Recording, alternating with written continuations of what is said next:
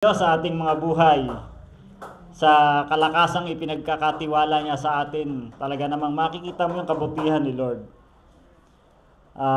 Sa umaga pong ito, mag-umpisa po tayo sa Bible verse. Basahin po muna natin at para meron tayong scripture meditation.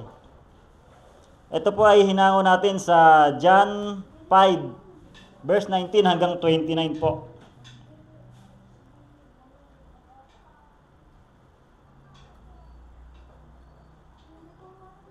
At ito po ang sinasabi.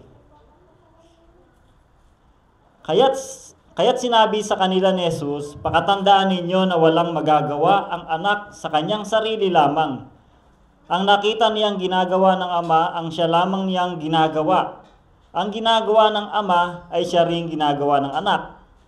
Sapagkat minamahal ng Ama ang anak at ipinapakita sa anak ang lahat ng ginagawa niya at higit pa sa mga ito, ang mga ginawang ipapakita sa kanya ng Ama upang kayo'y mamangha. Kung paanong ibinabangon ng Ama ang mga patay at binibigyan sila ng buhay, gayon din naman, binubuhay ng anak ang sinumang nais niyang buhayin. Hindi humahatol kanino man ang Ama, sa halip ay ibinigay na niya sa anak ang buong kapangyarihang humatol. Upang maparangalan ng lahat ang anak tulad ng kanilang pagpaparangal sa Ama, ang hindi nagpaparangal sa anak ay hindi nagpaparangal sa Ama na nagsugo sa anak. Pakatandaan ninyo, ang nakikinig sa aking salita at sumasampalataya sa nagsugo sa akin ay may buhay na walang hanggan. Hindi na siya mula sa kamatayan.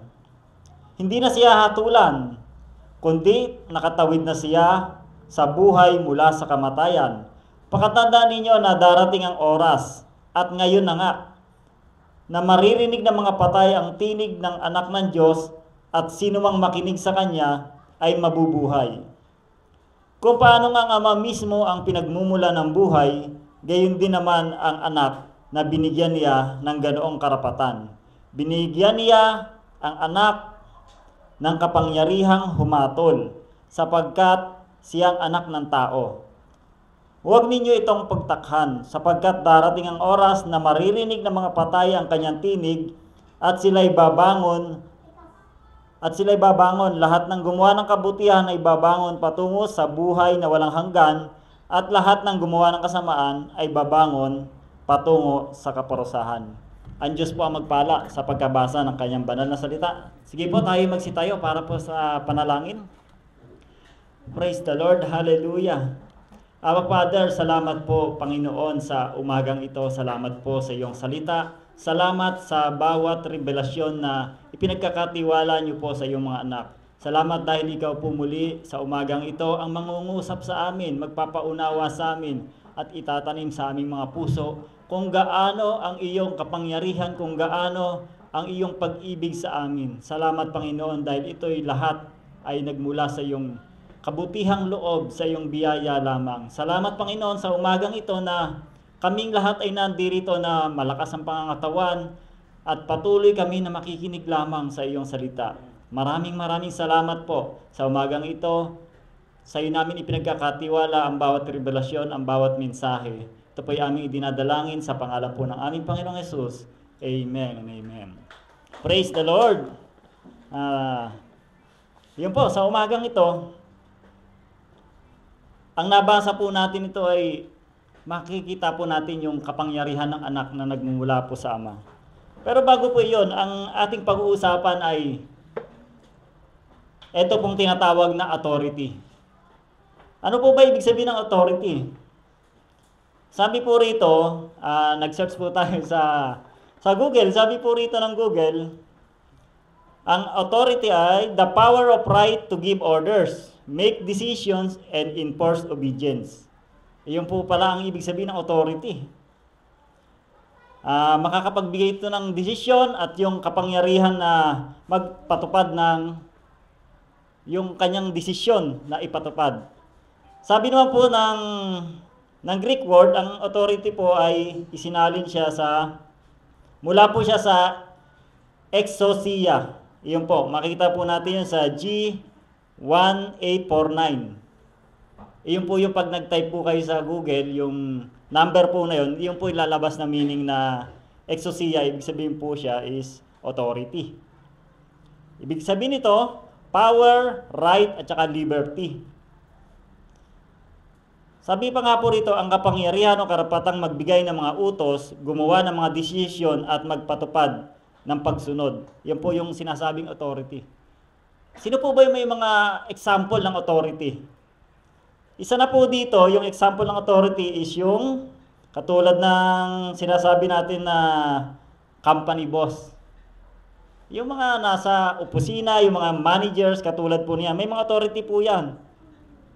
Halimbawa po, yung CEO nga po. Siya po yung humahawak ng mga desisyon.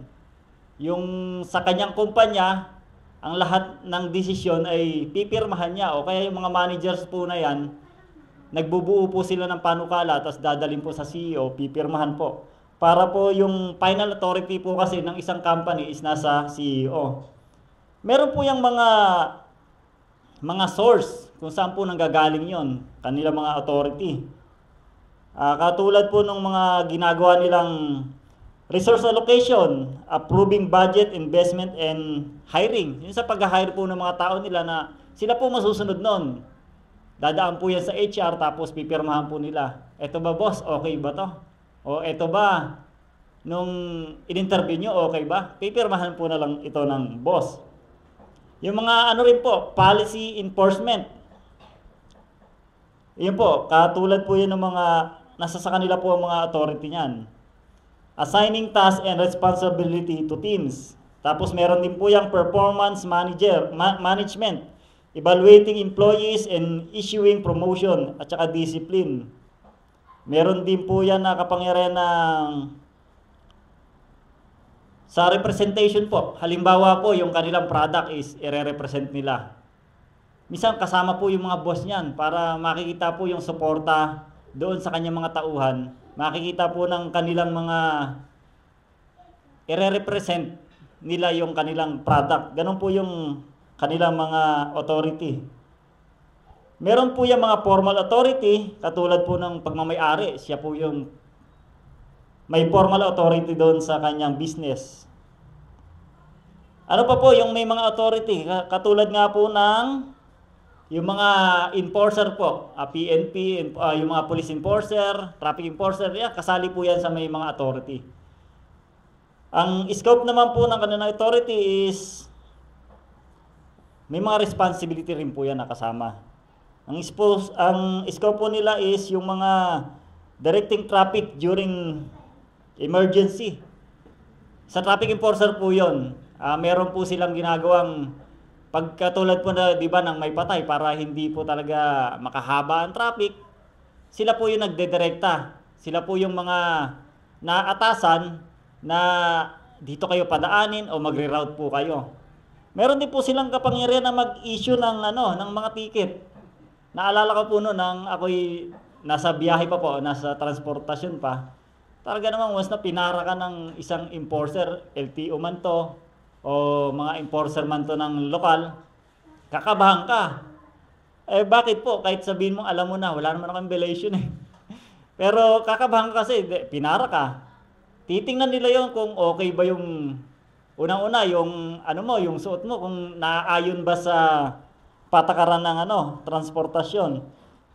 Ganon din po, meron din po silang pinapakita na yung sasakyan mo ba ayos? Yun, titingnan po nila lahat yun. Nakakasunod ba? May signal light ba?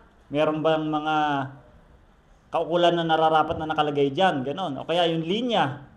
Pag nakita po nilang wala yun, i-issuean ka po nila ng ticket. Yun na po yung mga kakabakabas bilang isang driver. Meron, lahat po ng authority may mga limitation at saka may mga accountability. Ano pa po? Meron pa pong isa, yung sa korte naman po, yung mga judge. Ayan, meron pong mga authority po yan. Alam po natin kung saan nanggagaling yung kanilang authority. Yung source po nila is nasa ating republika. Yung kamukha po ng mga sinasabing yung 1987 na Republic Constitution, doon po nagagaling yung kanilang mga authority. Kaya po kung ano man nilalaman nun, kabisado po nila yon dahil sila po ang magpapatupad nun. Tapos may mga limitation din po, kahit pala yung mga hukom na yan, yatag na hukom, may limitation din po yung kanilang authority. Meron pa nga po, kahit na sila, yung judge, nai-impeach din po pala yung mga natatanggal sa serbisyo. Sabi po rito, di ba, judges may be removed for misconduct through congressional impeachment. Pwede po pala yun na matanggal sila kahit sabihin mo sila yung hukom. Kasi minsan, meron po talaga nangyayari mga pag-abuso. Kahit sabihin mo sila yung nasa authority, kahit po yan ay enforcer, kahit po yan ay yung mga judge na sinasabi o hukom, humahantong po yung iba sa pag-abuso ng kanilang kapangyarihan. Kaya po yung mga ganon example po ng authority na yun is, meron po tayong matututunan doon na pagdating sa ating spiritual na kalalagayan, yung ating Panginoong Jesus, nasa sa Kanya po yung pinaka-authority. Katulad po ng binasa natin kanina, kung mapapansin nyo po sa John 5:19 hanggang 29, nandun po, inilahad po yun kung ano po yung kakayahan ng ating Panginoon, kapangyarihan ng ating Panginoon, at yung mga desisyon ng ating Panginoong Jesus. Nandun po lahat yung kasama po yung authority na yan na pagdidesisyon. Kasi malaking desisyon po ang ginagawa ng isang pinakamataas na may authority. Nasa Kanya po kasi yung final decision. Iyon po yung kakayahan ng ating Panginoong Jesus. Iyon po yung nasa sa Kanya na makikita po natin na wala pong pag-abuso sa Kanyang pagdidesisyon o sa Kanyang authority. Yun po yung pag-uusapan natin, yung authority, pero hindi lamang ito basta-basta authority. Ito po yung pamagat natin na authority with grace. Iyon po yung nais natin, kapangyarihan na may biyaya. O hindi lang may biyaya, puno ng biyaya. Yung kapangyarihan po na yun kasi, madali pong sabihin. Kuwari, bilang makapangyarihan ka sa iyong bayan, pero hindi nakikita sa iyo yung kapangyarihan na may biyaya. Malupit, meron po kasi mga ganyan, napapansin ng iba. Ito naman, masyadong maluwag tong punong bayan na to.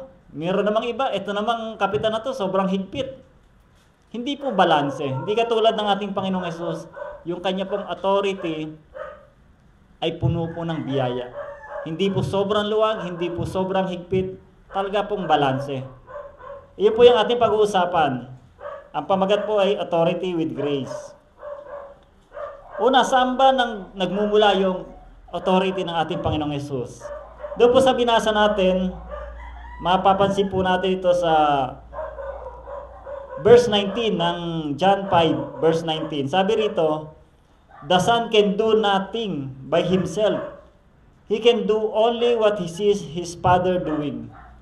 Wala pong, sabi rito, wala pong magagawa ang anak kundi sa pamamagitan ng kanyang ama. Yung kanyang nakikita lamang sa ama, yung kanyang ginagawa.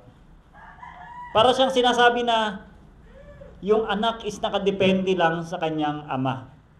Totoo naman po, sinabi po ng Bible na ang Panginoong Hesus ay nakadepende po sa kapangyarihan ng ama. Ano po ba pag sinabing nakadepende? Kilala po ba natin ang ating Diyos? Ang ating Diyos ay mahabagin. Kaya kung ang authority ng ating Panginoong Hesus ay nakadepende sa ating Diyos Ama, sa Kanyang Ama, maasahan po natin na ang ating Panginoong Hesus ay mahabagin, mapagpala. At ang kagandahan po nito, ang ating Panginoong Hesus ay puno ng biyaya. Ang nais po ng ating Panginoong Hesus ay mabuti para sa atin. Kasi po, iyon po ang kalooban ng Ama. Ang kalooban po ng Ama ay mapabuti ang ating mga buhay. Sabi po rito, ang pundasyon ng biyaya, iyon po yung pundasyon ng kanyang biyaya, yung pagdepende niya po sa Ama. Ang kapangyarihan nakabatay sa pagpapasakop sa ugnayan sa Ama. Iyon po yung kapangyarihan na nakabatay po talaga. Kasi yung iba, katulad nga po ng ibang may mga kapangyarihan, buhabatay po sila sa batas na ang batas po na to ay minsan nakakapagpahirap sa ating mga mamamayan. Pero yung batas na ginagamit at yung authority na ginagamit ng ating Panginoong Hesus, nakadepende po ito sa Ama. Sabi po rito, yun po yung God's will ang nire-reveal sa atin eh. Revealing the true authority flows from alignment with God's will. Yun po yung kaninang sinabi natin na naka-align po ito sa kalooban ng Ama. Na ang Diyos ay pag-ibig. Kung mapapansin niyo po sa 1 John 4:8, ang Diyos po ay pag-ibig. Kaya po lahat ng kapangyarihan ng ating Panginoong Hesus ay naka-align po ito sa pag-ibig. Sa plano ng Diyos. Di ba? May mga plano po yung Diyos na inire-reveal po sa atin ng ating Panginoong Hesus. Yung mga plano po niya na ikaw ay magkaroon ng buhay na maganda, buhay na walang hanggan, at buhay na panalo. Sabi nga po, victory. Kapag ikaw ay merong Jesus sa iyong buhay, victory po ang mararanasan mo, pagpapala. At tunay nga po na ang mga anak ng Diyos ay pinagpala na po. Tunay nga po ba? Amen. Praise the Lord. Sabi po rito, paano hinahamon ng pagdidepende ni Jesus sa Ama ang ating paraan ng pamumuno o paggawa ng desisyon? Kasi bilang Kristiyano, bilang merong Panginoong Hesus sa ating buhay, nakakapag-desisyon din po tayo. Meron po tayong ginagawang desisyon. Paano po ito? Gagawin po nating model ang ating Panginoong Hesus, gagayahin po natin siya, at yun po yung kanyang nais na Christ-like, di ba? Yun po yung pagdedesisyon. Kung hindi tayo magpapadalos-dalos ng ating desisyon, kundi isasang-ayon po natin ito sa kalooban ng ating Diyos. Yun nga po sabi, ang halimbawa ni Jesus ay nagpapakita sa atin na hanapin natin ang kalooban ng Diyos higit sa ating sariling ambisyon. Mapapansin po natin yung iba na nauuna yung kanilang ambisyon. Ito muna unahin natin dahil meron akong pangarap. Ito muna unahin natin dahil dito mayroong pakinabang. Hindi po dapat ganon.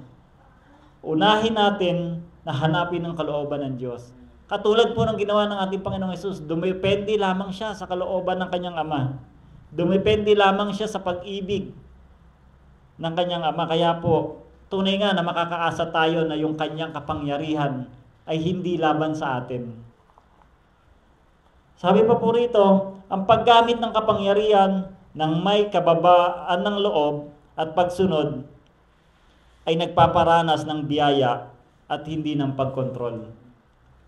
Kasi po yung iba control, ang gusto po nilang pamamahala o kapangyarihan is yung may control po sila sa tao. Hindi lamang ito sa mga authority sa mga kapulisan, hindi lamang ito authority sa mga pangulo, maging sa simbahan po. Minsan po may makakita po kayo na simbahan na matindi po yung control nila. Lalo po pagdating sa eleksyon, ito ang iboto natin.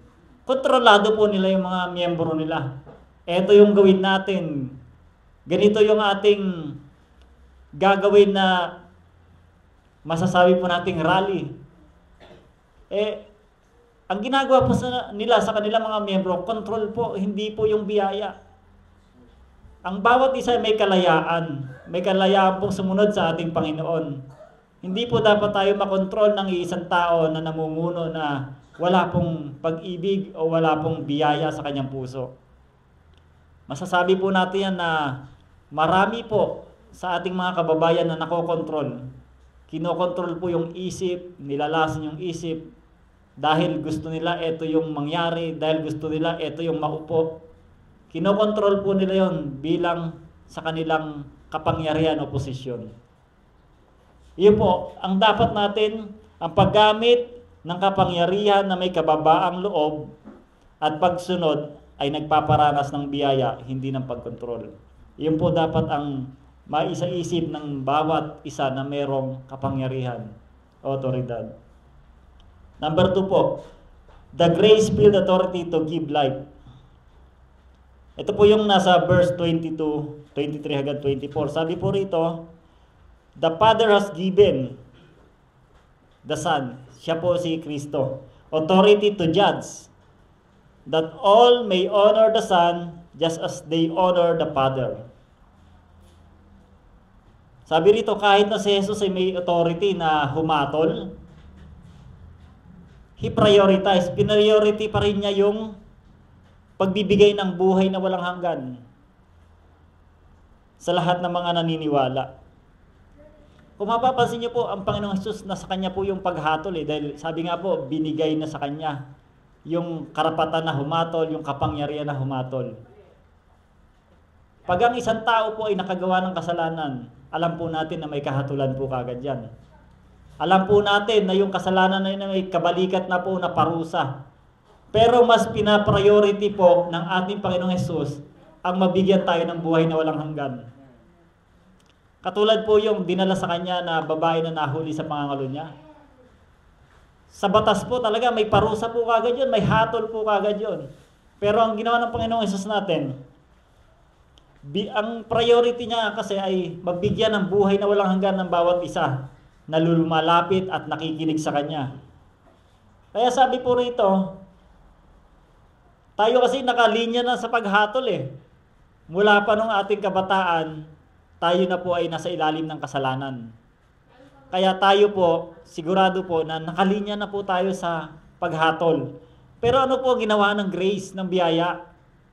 Sabi po rito, grace interrupt condemnation. Kung mapapansin niyo po, interrupt condemnation. Para bang, eto na yung hatol sa iyo parang tren na mabilis. Dudurugin ka na. Pero ininterrupt po ng biyaya yung pagdurog na yun sa tao. Masasabi po natin sa Kristiyano, hindi po interrupt, stop the condemnation. Pinahinto na po yung paghatol. Yun po yung mapapansin natin bilang Kristiyano. Yun pong nakalagay, sabi po, grace interrupt condemnation, offering salvation to the undeserving. Napakaganda po ng kanyang pahayag. Sabi pa rito, how grace interrupt condemnation? Paano ba yon? Paano niya ba pinahinto o ininterrupt yung paghatol? Kasi, imbis na tayo makareceive ng parusa, yung makatanggap po ng parusa, dahil yun po yung deserve natin, di ba? Kaparusahan po. Nakatanggap po tayo ng kapatawaran at ng oportunidad para tayo ay mabuhay, na magkaroon ng bagong buhay. Katulad nga po ng mga nasa Bible na mga makasalanan na nagkaroon po ng panibagong buhay. Dahil lamang po iyon ba sa pagsunod sa kautusan? Hindi po. Dahil po iyon sa biyaya ng Diyos. Nakatanggap po sila ng biyaya o ng isang regalo. Mapapansin po natin na ito yung regalo sa buhay Dahil yun nga po, tayo po ay nakalaan na para sa paghatol. Pero nung nakilala po natin ang Panginoong Hesus, nag-stop na po ang paghatol para sa atin. Meron po ba nakalagay sa Bible na yung paghatol sa iyo biglang na-stop na o biglang na-interrupt? Katulad po ng sinasabi ng Romans 8:1, sabi po rito, therefore, there is now no condemnation for those who are in Christ Jesus. Wala na pong paghatol ang lahat ng nakay Jesus, nasa Panginoong Hesukristo. Malinaw po sinasabi ng Apostol Pablo, wala nang kahatulang parusa. Dalawa po yung paghatol, isang paghatol na biyaya at isang paghatol na yung hukom na kaparusahan. Nandun na po tayo sa biyaya na paghatol. Iyon po yung kung paano ininterrupt ng biyaya yung paghatol. Ngayon po, bakit? Why grace interrupt condemnation? Sabi rito, grace interrupt condemnation because God's ultimate desire is redemption. Nandun pa rin po makita po natin yung puso ng Diyos. Ang ultimate desire niya po ay pagtubos po sa atin bilang mga makasalanan. Not punishment. Di ba sabi po rito, hindi po talaga yung parusa yung kanyang desire na mangyari sa atin Ito yung nakaugat sa pag-ibig at compassion ng kanyang puso. Kasi gusto ng ating Diyos Ama na tayo ay maligtas. Ayaw niya po na ni isa mapahama. Katulad po sinasabi ng John 3:17. Sabi po rito, "For God did not send His Son into the world to condemn the world, but to save the world through Him. God sent Jesus not to judge, but to offer salvation, demonstrating His preference for mercy." Iyon po yung ipinapakita ng Diyos Ama sa atin sa pamamagitan ng ating Panginoong Hesus. Yung kanyang habag, yung kanyang biyaya na nag-uumapaw po sa ating Panginoong Hesus. Kaya po tayo, hindi natin masasabi na swerte tayo, mapalad po tayo. Dahil tayo po ay mayroong Panginoong Hesus sa ating mga puso. Sabi naman po rito, when grace interrupt condemnation. Kailan po? Nung tayo ba'y gumawa ng mabuti? Nung tayo ba'y nakapag-donate, nakapag-igapo? Kailan po ba na-interrupt ang condemnation? Sabi po rito, grace interrupt condemnation the moment a person believes in Jesus Christ and accept. Nandun po pala yun. Nung ikaw ay nagdesisyon sa puso mo na tanggapin ang Panginoong Hesus, maniwala sa kanyang ginawa, at nalaman mo na ang Panginoong Hesus ay pinako sa krus dahil sa ating mga kasalanan, doon na po nag-umpisa na ang kahatulan sa atin ay huminto na. Kasi po, minsan, matatanong po natin ibang tao, nakakalungkot nga po, sabi, masasabi mo ba na ikaw ay ligtas na? Minsan may mga sumasagot na, hindi pa ako ligtas kasi makasalanan pa akong tao. Pero kilala na niya ang Panginoong Hesus. Masasabi mo ba sa mga makakausap mo na ikaw ay ligtas na? Iyon po yung pinakamahalaga, iyon po yung patotoo na kailangan po natin gawin. Kailangan pong i-confess natin. Dahil magkakaroon po sila doon ng pag-asa. Yung pag-asa po na yun yung magdadala sa kanila ng bagong kaisipan. Hindi po yung kaisipan na galit sa akin ang Diyos, malupit sa akin ang Diyos dahil makasalanan ako. Dahil yung minana kong kasalanan sa aking mga magulang ay ganito, ganyan. Pag sinabi po natin, Brad, sis, ikaw ay pinatawad na ng Diyos dahil tinanggap mo na ang Panginoong Hesus. Iyon po yung magpapabago ng kanilang isip. Iyon po yung paraan ng Diyos na para mahinto yung hatol para sa'yo. Katulad po nung sinasabi ng Ephesians 2:8-9. Sinabi po rin na, "For it is by grace you have been saved through faith, and this is not from yourselves. It is the gift of God, not by works, so that no one can boast." Iyon po yung sinasabi ng maliwanag na sinasabi ng Ephesians po na hindi po sa ating mga gawa kung bakit nahinto yung kaparusahan na para sa iyo. Hindi po ito sa donasyon mo, hindi po ito sa kabutihang ginagawa mo. Mahalaga po lahat yon. Lahat ng ginagawa po natin mahalaga po sa ating Panginoong Hesus. Pero hindi po iyon yung paraan kung bakit ikaw ay hindi na nakalinya sa death row. Iyon po yung paraan ng Diyos na ikaw ay inalis na sa kahatulan dahil sa ginawa ni Kristo. Iyon po lahat yun. Lahat po ng kaparusahan na para sa atin, inako na po ng ating Panginoong Hesus. Kaya po, ang biyaya lang talaga yung nag-alis ng paghatol sa atin. Amen po? Sabi po rito, grace interrupt condemnation by providing a way out of the judgment we deserve. Yun po, ginawa po ng biyaya na tayo magkaroon ng daan para maalis doon sa kahatulan na yon na nararapat sa atin. Sabi rito, by God's love and offered us through faith in Jesus Christ. This interruption occurs the moment we believe, offering us forgiveness and a new beginning. Yun po ang nagagawa po sa atin ng biyaya. Inalis tayo sa kahatulan, nagkaroon po tayo ng kapatawaran at nagkaroon po tayo ng bagong pamumuhay. Simula nung tanggapin po natin ang ating Panginoong Hesus at paniwalaan. Sabi pa rito, ano ang kahalagahan ng pagpili ni Hesus na gamitin ang kanyang kapangyarihan na iligtas ang tao sa halip na hatulan? Ano daw po yung kahalagahan nun? Sabi pa rito, inihahayag nito ang puso ng Diyos. yung kanyang ultimate desire na tayo ay matubos at hindi parusahan sa pagtitiwala natin sa ating Panginoong Hesus. Iyon yung ipinapakita ron. Pinili ng ating Panginoong Hesus na tayo ay iligtas, imbis na tayo ay hatulan, pinili po niya. Bakit? Di ba po una siya nakadepende sa pag-ibig ng Ama? Siya po yung kanyang authority nakadepende sa Ama. Kaya po yung kanyang paghatol ay nakadepende rin po kung paano ipinapakita ng Ama sa kanya yung kanyang pag-ibig. Iyon po yung kanyang ginawa para i-reveal yung kalooban ng Diyos sa atin. Number 3 po, the authority to judge with righteousness. Kanina po, di ba, yung paghatol, in-stop po ng biyaya. Ngayon po, meron talaga pong paghatol. The authority to judge with righteousness. Ang paghatol po na ginagawa natin, Panginoon, ay merong righteousness.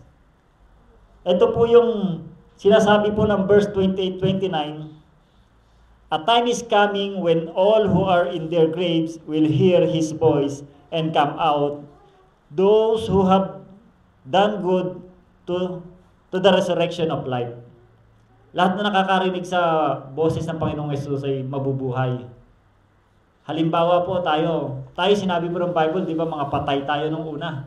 Dahil hindi pa tayo nakakarinig ng salita ng Diyos. Nung tayo nakarinig ng salita ng Diyos, nabuhay po yung ating espiritu. At yung pagkabuhay ng ating espiritu na yon, magdadala po sa atin sa buhay na walang hanggan. Ngayon po sinasabi po rito, yung kanyang authority ay may righteousness. May hatol po talaga. Hindi lang yung mga tao, ang kanilang authority ay may limitasyon. Pero po ang ating Panginoong Hesus, lumalagpas po yung kanyang limitasyon dito sa lupa. Hanggang sa kabilang buhay, hanggang sa langit, meron pong authority ang ating Panginoong Hesus. Hindi po nahadlangan ng kamatayan yung kanyang authority. Ganoon din po yung pinapakita niya sa atin na authority. Yung kanyang authority ay nag-extend hanggang final resurrection at paghuhukom. Sa judgment na yon, biyaya pa rin yung mananaig. Biyaya pa rin yung mananaig sa kanyang paghatol. Dahil ang kanyang paghatol ay ang kanya pong paghatol ay nakadepende sa katwiran lamang po. Katwiran ng Ama, katwiran ng Anak. Kaya po yung kanyang paghatol ay tama. Hindi po katulad ng ginagawa ng paghatol ng mga tao, ng mga judge, na naglabas na sila ng desisyon, kulong ka na, after 6 years, laya ka na, mali pala yung desisyon. Meron pong ganon. May nangyayari po na habang ikaw ay nililitis pa lang, nakakulong ka na. Hindi po siguro tama yung ganong desisyon. Hindi ka pa nahatulan, nakakulong ka na. Sa bansa po natin, umaabot hanggang 30 to 40 years, kadalasan, yung mga mabibigat na kaso. Kung 30 to 40 years, ikaw ay nakakulong, hindi ka pa nahatulan, napakabigat po nun. Parang sinira mo na yung buhay ng isang tao. Sinira mo na yung kanyang pangarap sa buhay. Hindi ka pa nahatulan, nakulong ka na ng ganong kahabang panahon. Pagdating ng 30 years, lumabas yung desisyon, wala ka palang kasalanan, napakahirap naman po nun, saklap po nun. Kaya po hindi po katulad ng ating Panginoong Hesus, yung kanyang paghatol ay tama. Bakit po? Unang-una po, dahil siya po, ang kanyang po paghatol ay naayon po sa kalooban ng Ama. At pangalawa po, yung kanyang paghatol, omniscient po siya eh. Alam niya po ang lahat. Sabi po, di ba? Alam niya po yung nangyayari sa ating buhay. Alam niya po kung ano yung kinabukasan natin, ano yung gagawin natin bukas, yung nakaraan natin. Kaya po, makakahatol po siya ng tama. At isa pa po, bilang Diyos na nagkatawang tao, naranasan niya po kung paano maging tao. Naranasan niya po kung ano yung nararanasan ng mga tao. Kaya po nararapat lamang na siya ang humatol sa mga tao. Dahil siya po ay nagkatawang tao. Alam niya po yung daladala at bigat ng nararanasan ng bawat tao. Hindi po siya basta-basta hahatol na masasabi natin balang araw, yan yung hatol mo sa akin kasi hindi mo naranasan eh. Yan yung paghatol mo sa akin kasi wala ka sa aking kalagayan. Hindi po. Ang Panginoong Hesus humahatol ng tama dahil naranasan niya po ang lahat. Naranasan niyang mapagbintangan na hindi niya kasalanan. Naranasan niyang mamatay sa krus dahil sa ating kasalanan. Naranasan niya po lahat ng iyon. Naranasan niyang maging masaya dito sa lupa dahil nakikita niya na maraming nakikinig sa kanya, maraming naniniwala sa kanya. Naranasan niya rin pong ma-reject. Meron po siyang pinuntahan na isang bayan na hindi po siya pinaniwalaan. Kaya po yung pagbabahagi ng salita ng Diyos, wala po doon sa sinasabing magaling magsalita yan eh. Kaya maraming naniwala eh. May gagaling pa po ba sa ating Panginoong Hesus na magbahagi ng salita ng Diyos? Wala na po. Ang Panginoong Hesus na ang pinakamagaling sa pagbabahagi ng salita ng Diyos. Pero naranasan niyang ma-reject sa kanyang sariling bayan, di ba? Maraming hindi naniwala. Kokonti pa puno ng fake news, hindi katulad ngayon. Ngayon siguro, once na nagbahagi ka, meron kagad lalabas yan na fake news. Noong panahon na yon talagang kokonti pa yung mga fake news noon. Wala pa kasi yung mga social media noon, pero nireject pa ang Panginoong Hesus. Ang dala niya, katotohanan, ang pinapakita niya, mga pagtulong sa mga nahihirapan, pinapagaling yung may sakit. Nakakita sila ng mga binuhay ng ating Panginoong Hesus. Pero ano ba'y pumasok sa isip nila? Bakit hindi nila mapaniwalaan ng Panginoong Hesus? Ganon din po sa paghatol, alam po ng Panginoong Hesus kung paano hatulan ng bawat isa. Kaya po, yung kanyang ginagawang hatol ay tama. Hindi po natin siya masisisi na pagdating ng araw, bakit ako nandito? Bakit ako naghihirap sa kaparusahan? Hindi po siya masisisi dahil ang kaparusahan po, kaya po nandun ang isang tao dahil tinanggihan niya po yung nagbigay ng buhay na walang hanggan. Tayo po na tumanggap sa Kanya, makakapiling siya ng masaya at ng panghabang buhay. Dahil po tayo yung mga tumanggap sa Kanya, naniwala sa Kanyang ginawa, at patuloy na maghahayag ng salita ng Diyos. Tunay nga po na napakabuti ng ating Panginoon. Sabi pa po rito, yun po, pangatlo na po yun eh. Bali, summary na po tayo. Sabi po, ang kapangyarihan ni Jesus ay hindi kailanman hiwalay sa biyaya. Lahat po ng kanyang authority, lahat po ng kanyang ginagawa ay hindi po hiwalay sa biyaya. Bakit po? Kasi po siya yung biyaya na mula sa langit. Bumaba ang biyaya mula sa langit at araw-araw natin siyang kasama. Mababasa niyo po yun sa John 1:16 hanggang 17. Yun po yung sinasabi na Panginoong Hesus ay puno ng biyaya, puspos ng biyaya. Ang kapangyarihan niya ay hindi kailanman hiwalay sa biyaya. Nag-aalay ng buhay sa mga mananampalataya at humuhusga ng may matuwid na desisyon at may matuwid na paghuhukom. Kaya nga po yung kanyang bawat desisyon, yung nararanasan natin na kapiling natin ng Panginoong Hesus, tuloy nga po na iyan ay nagbumula sa biyaya ng Diyos. Ngayon po, nakita po natin yung kanyang authority, yung kanyang pagkilos. Paano po natin ito i-respond? Paano po tayo magre-respond? Number 1 po, ang sabi po rito, kasama na po ito ng summary, respond po natin, surrendering to His Lordship. Tayo po ay magpasakop sa kanyang pagka-Diyos sa Panginoong Hesus. Sabi rito, surrendering to His Lordship, trusting His perfect alignment with the Father. Marami pong nahihirapan na magpasakop, lalo po sa authority. Kaya po alam po natin na dito sa lugar natin sa Bulacan, meron po tayong nababalitaan na magkakaroon ng rally. Bakit po sila magra-rally? Dahil hirap na hirap po sila magpasakop. Hirap na hirap sila magpa-under authority. Nais po nila ito ang ating ilagay dyan, ito ang dapat masunod. Napakahirap po nilang isurrender yung kanilang pagsunod. Ganon din po sa Bilang Kristiyano, kailan po tayong sumunod sa pagka-Diyos ng ating Panginoong Hesus? Dahil tama po lahat ng ating susundin eh. Dahil Panginoong Hesus po ang ating susundin. Pangalawa po, receiving His gift of eternal life through faith. Tanggapin po natin yung biyaya na buhay na walang hanggan. Iyon po yung response na napakasaya. Sabi nga po, di ba, ang isang tao na nagbalik loob sa Diyos, libo-libong mga anghel po ang nagkakasiyahan sa langit. Kaya po, i-receive po natin ang eternal life na yon sa pamamagitan ng pananampalataya. Number 3 po, living with hope. Mamuhay po tayo ng may pag-asa. Dahil alam po natin na kasama po natin ang Panginoong Hesus. At alam po natin na yung final judgment ay magbabalik po ng i-restore po dito lahat ng bagay. Kasi yung ating pamumuhay na may pananampalataya at meron tayong pag-asa eh. Dahil alam natin ang Panginoong Hesus ay buhay at tayo nananampalataya sa Panginoong Hesus, meron din po tayong buhay na walang hanggan. Kaya po yun po yung tatlong response na dapat natin gawin.